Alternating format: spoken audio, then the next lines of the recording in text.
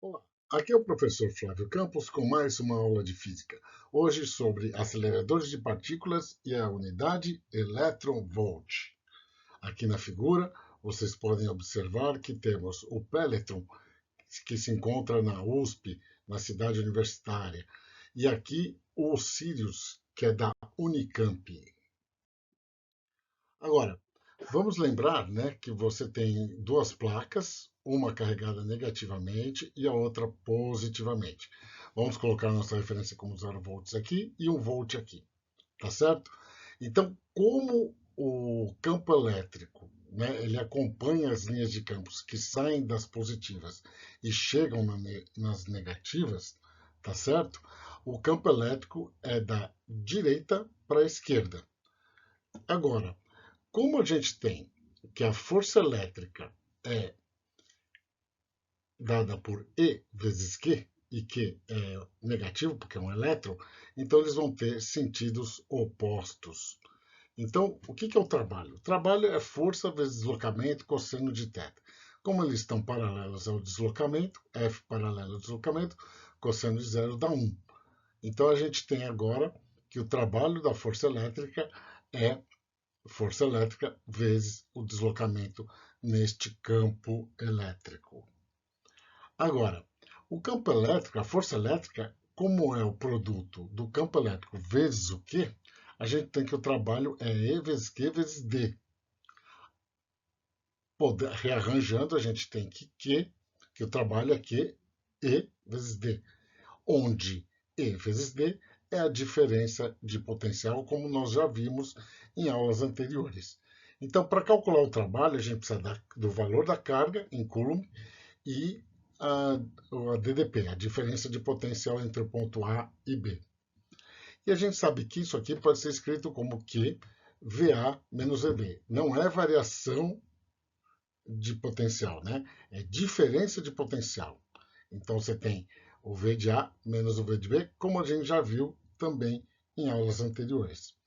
Agora, o que você vai ter aqui? Ó?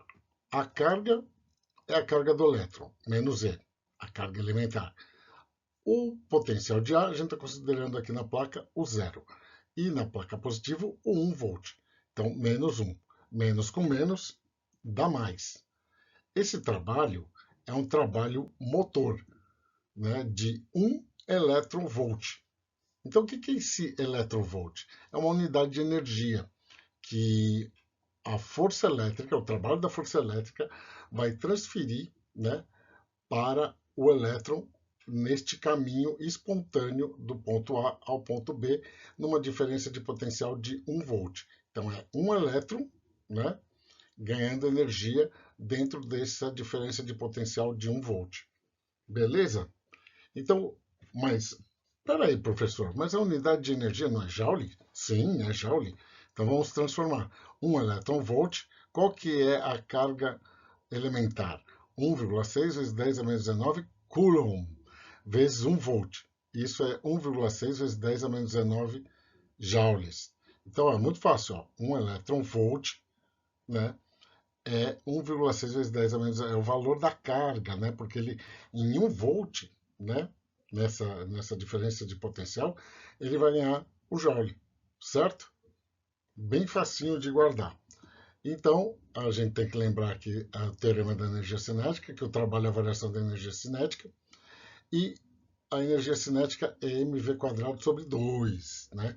Na física clássica. A relativística é outro papo. E a carga vai espontaneamente do ponto A ao ponto B. Agora, você tem. Vamos tentar descobrir a velocidade que esse elétron ganha ao receber essa energia. Porque o que é trabalho? Energia transferida ou transformada. Então, se ele vai ganhar 1 eletronvolt, qual vai ser a sua velocidade final? Né? Então, vamos usar o teorema da energia cinética. Lembrando, né, que o elétron, a massa é 9,11 vezes 10 a menos 31 quilogramas. E a massa do próton é 1,67 vezes 10 a menos 27 quilogramas. Tá? Mas vamos analisar só a energia, a velocidade do elétron que ele consegue adquirir com esse trabalho de 1 volt, de 1 eletronvolt. Então vamos lá. Você tem aqui o trabalho, né, a variação da energia cinética. Só que a energia cinética inicial é como se a gente estivesse colocando essa carga ali perto da placa negativa. E ele vai em direção às positivas. Então, 1 eletronvolt, né, é 1,6 vezes 10 a menos 19 joules. A massa do elétron é aproximadamente 9 vezes 10 a menos 31. Fazendo essa continha, a gente tem que a velocidade que o elétron adquire nesse percurso de A até B é 6 vezes 10 a mais 6 metros por segundo. Né? Você tem, então, 6.000 quilômetros por segundo. Isso seria 21.600.000 quilômetros por hora. É muito rápido. Mas vamos comparar com a velocidade da luz. Então, 6.000 quilômetros por segundo, preste atenção, não é por hora, 6.000 quilômetros por segundo, né? É a velocidade que esse elétron adquire. E a velocidade da luz no vácuo é de 300.000 quilômetros por segundo. Em 1 segundo anda 300.000 quilômetros. Olha só que impressionante. Beleza? Então aqui tudo em ordem. Então, ok, beleza. Agora, nessa tabela a gente tem o histórico dos aceleradores. Olha aqui, ó, o CERN, né? Então é da ordem de 6,8 TeV. O que é esse T? É o tera electron volts. Então é 10 a 12 elétron-volts, tá certo? Então os aceleradores de partículas, eles têm ganho, né? A gente tem conseguido montar aceleradores para alcançar energias maiores. Para quê? Porque se você der uma olhada aqui, ó, então quando você tinha aqui no CERN, né, 270 gigaelectronvolts, foi a descoberta do bóson W e Z. Quando a gente começou no LEP do CERN, então você consegue a precisão nas medidas do modelo padrão, né, do estudo da parte atômica. E o 27,5 gigaelectronvolts, né, você tem a estrutura dos prótons, que tem os quarks aqui, ó, descoberta dos prótons, descoberta dos quarks, que formam os prótons e os nêutrons. Então, com 980 gigaelectronvolts, você conseguiu essa descoberta. Então, aí a gente foi aumentando, até que a gente conseguiu a descoberta do bóson de Higgs, né? Que daria a propriedade de massa dos elementos, tá certo? Então, tem 6,8 teraelectronvolts. Então, a gente está aqui, ó, no teraelectronvolts. E no futuro, 2040, o CERN deve chegar aí a 50 teraelectronvolts, né? E feixes de 100 teraelectronvolts, né? Então aqui é por feixe e vai chegar aí na ordem de 100 teraelectronvolts, tá? Então aí vai explorar a física além do modelo padrão. Então a gente está indo cada vez mais a fundo na estrutura da matéria. Agora, comparando o nosso acelerador, né, de luz síncrotron com o CERN, que é o acelerador de partículas, né, a luz, por que luz síncrotron? Porque assim, o movimento dos elétrons gera radiação. E essa radiação consegue fazer, que nem um raio-x, né? Você consegue estudar a estrutura em nível molecular, ó, tá? É de 3 gigaelectronvolts. E o CERN, hoje a gente tem até 13 teraelectronvolts. O nosso Sirius, o investimento foi de 1,8 bilhão. E o CERN, mais de 100 bilhões de euros. Só que aqui é um consórcio de 100 países contribuindo com a construção, né, para o estudo da matéria. E o nosso ele é nacional com acesso internacional. Então, ele está aberto ao estudo de cientistas de outros países. Olha que legal, né? Agora, você tem o seguinte. Então, vamos pensar nessa energia de mega eletronvolts. O que será que acontece? Você faz as continhas e aí você fala: opa, tem algo errado aqui. Não pode superar a velocidade da luz, né? Não tem. Então, aqui, muita atenção, cuidado, efeitos relativísticos. Então, por que, que passou da velocidade da luz e por que, que não pode passar? Então, tudo isso é verificado em laboratório. Então, o nosso Pelletron aqui da USP, ele é de 14 mega electronvolts. E a velocidade das partículas, né, no caso dos elétrons, eles chegam a 0,9996 da velocidade da luz, certo? No Sirius, que é em Campinas, os elétrons chegam a 0,99999, está bem perto de ser. E no LEP e no CERN, né, então você tem 100 gigaelectronvolts. A velocidade que os elétrons atingem é praticamente o C, é praticamente indistinguível. Então, por que, que aumentando tanto a energia, a velocidade da luz, a velocidade dos elétrons, não consegue aumentar? Né? Então, isso é um efeito relativístico, uma coisa estranha da natureza. O que acontece é que a gente sabe que para acelerar a gente tem que ter força, né? E essa força vai realizar um trabalho e transferir energia. Só que quando chega num limite aqui da velocidade da luz, a, por mais energia que você dê, aqui ó, 10 a menos 4, 10 a menos 2, né? A velocidade do elétron e do próton não conseguem passar de C. Aqui é a divisão entre V, a velocidade do próton, do elétron, dividido por C. Então, C dividido por C dá 1. Então, aqui seria o limite. Ó. Por mais energia que você dê, ela não consegue superar essa velocidade. Tá? Então, o limite do nosso universo é a velocidade C, por enquanto. E aí, você consegue perceber o seguinte.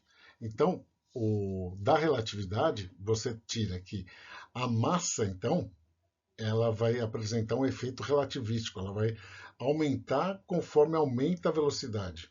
E isso impede que a velocidade passe de C. Então você tem a velocidade permanecendo em C. Por mais energia que você dê, o corpo ganha energia, mas essa energia é como se você tivesse uma massa relativística maior e fica mais difícil acelerar, então o nosso limite é o C. E o que a gente tem aqui, né, uma tabelinha onde você tem a porcentagem da, da velocidade da luz e o cálculo do gama. E a massa relativística é esse gama vezes a massa de repouso. Então, a energia cinética de um corpo, né, em altas energias, ela é dada pela energia relativística menos a energia de repouso. Tá? Então, a energia cinética do corpo seria isso. E aí, o que impede de passar do C é o aumento da massa relativística. Não é muito interessante? Vamos lá. Então aqui, ó, existem uns limites, né? Então acima de 0,1, 10% de C já começa a ter os efeitos. Acima de metade da velocidade da luz é muito importante. Para o elétron, seriam acima de 2,6 kV. E para o próton, 4,7 megaelectronvolts. Agora vamos fazer um probleminha da VUNESP. Os elétrons de um feixe de um tubo de TV são emitidos por um filamento de tungstênio dentro de um compartimento com baixíssima pressão. Esses elétrons com cargas de módulo 1,6 vezes 10 a menos 19 coulomb são acelerados por um campo elétrico existente entre uma grade plana e uma placa, separadas por uma distância de 12 centímetros e polarizadas com uma diferença de potencial de 15 kV. Passam então por um orifício da placa e atingem a tela do tubo. A figura ilustra este dispositivo. Considerando que a velocidade inicial do elétron é nula, calcule o campo elétrico entre a grade e a placa, considerando que ele seja uniforme. A energia cinética de cada elétron em joules quando passa pelo orifício. Então aqui, ó, bem facinho. Então você tem o A, né, que é E vezes D é o U, né, a diferença potencial. Então a distância 12 centímetros, passa para metro, 0,12, 15 kV, faz a continha, e o campo elétrico é 1,25 vezes 10 a quinta volt por metro. O B, o trabalho da força elétrica é F vezes D. Mas quem é F? E vezes Q. Então vai ser F, E vezes Q vezes D. Só que E vezes D é a diferença de potencial. Então a gente tem a carga e a diferença de potencial. Então é só calcular 1,6 vezes 10 a menos 19 vezes 15.000 volts. Isso aqui vai dar 24 vezes 10 a menos 16.